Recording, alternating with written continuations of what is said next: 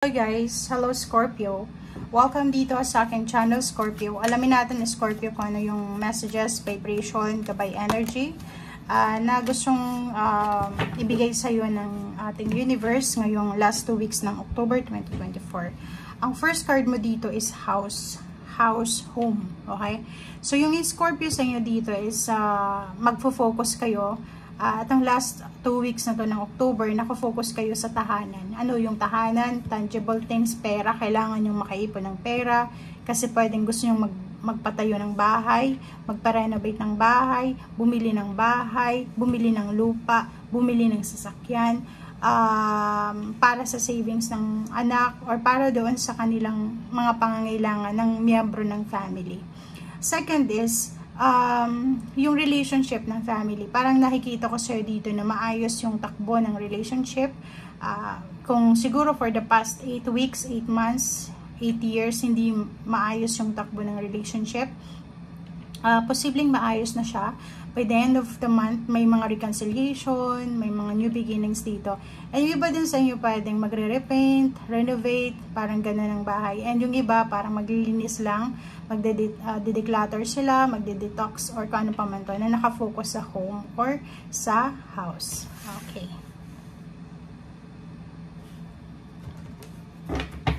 Okay, Scorpio.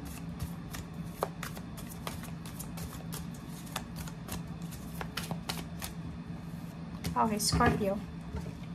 Eight of Winter and High Priestess.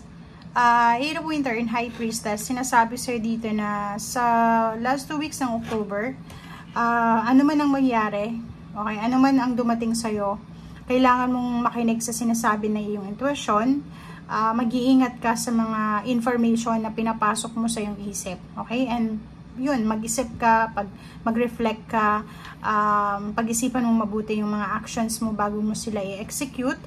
Okay? Kasi yung information na magaganda, or yung, alam mo yung solution, may answer sa mga iniisip natin, problema natin, nakukuha natin yung tama once na nakakapag-isip tayo, or binibigyan natin ng oras, yung hindi tayo nag-rush ng solution. Dito naman, sinasabi ng baraha na minsan, yung iba sa inyo, Scorpio, nakakaramdam kayo ng self-pity, diba? Medyo helpless, powerless, parang ganun. Pero, kung makikita mo dito, sinasabi sa'yo ng baraha na hindi ka naman powerless, hindi ka naman helpless. Okay? Medyo wala ka lang na confidence. Minsan yung iba, nawawala ng tiwala sa kanilang sarili, nawawala ng tiwala sa kanilang kapamilya, or yung iba nawawala ng tiwala dahil siguro sa mga nangyari sa nakaraan. And ayaw na nilang maulit yung nangyari. Okay?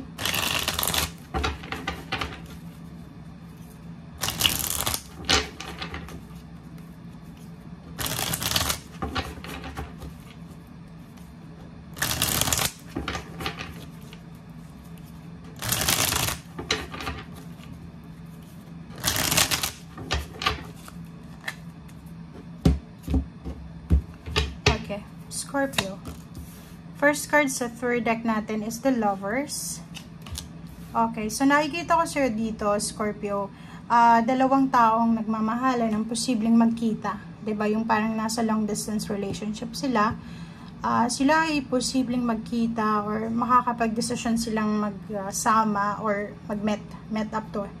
Yung iba naman sa inyo dito is posibleng isang buong pamilya.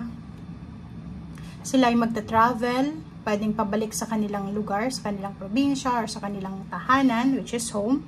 Or pwedeng may mga mag-asawa na naghiwalay na pwedeng magkabalikan sila.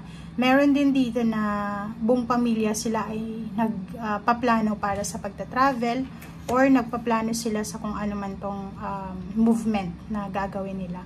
Mag-iingat ka lang kasi may Page of Swords dito.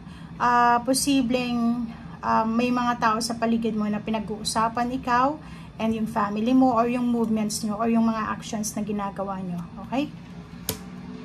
Pero, itong strength na to is para to sa family life. So, yung house mo, yung home mo, yung family life, yung stability mo, stable na stable. Walang makakatibag ng relationship mo. It's either family or relationship, or pwedeng intimate relationship. Zero the Fool, ang dami-daming new beginnings dito na posibleng mangyari by the end of the month. may mga relationship na magsisimula, may reconciliation, mayroong renewal of contract, meron dito mga risky decision ka na pinag-iisipan. Yun ngayon sabi sir dito, pag-isipan mo mabuti and makinig ka sa sinasabi ng iyong intuition. Meron kang mga battles, like inner battles, meron kang mga expectations, like sa buhay mo, sa sarili mo, or pwedeng sa ibang tao na siguro i-give up mo na lang.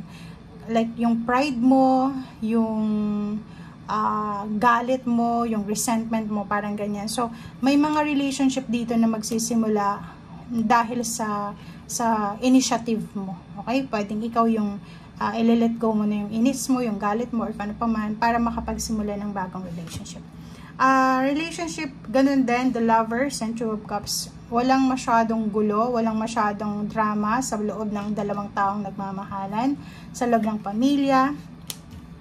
Maganda, aapo yung cups. So, nakikita ko sa'yo dito na sobrang magiging masaya. Masaya ka, and yung partner mo, or yung asawa mo, or kung ano man to na dahilan, basta masaya kayo. Sobrang saya. Okay? And yun, may celebration na posibleng darating.